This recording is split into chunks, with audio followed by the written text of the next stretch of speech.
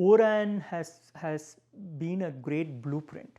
ORAN is a grand vision on where telco networks need to be eventually, and it's a great blueprint. And what we are seeing is ORAN is getting adopted from bottom up and top down. So in other words, SMO is replacing SON. SON, like you mentioned, never quite took off, but because you needed an Ericsson SON and a Nokia SON and a Samsung SON, and you spend years developing automations and patching it and so on, but then you have to write an equivalent one for every other vendor, and there was no cross compatibility, and there's no way to analyze performance across two vendors.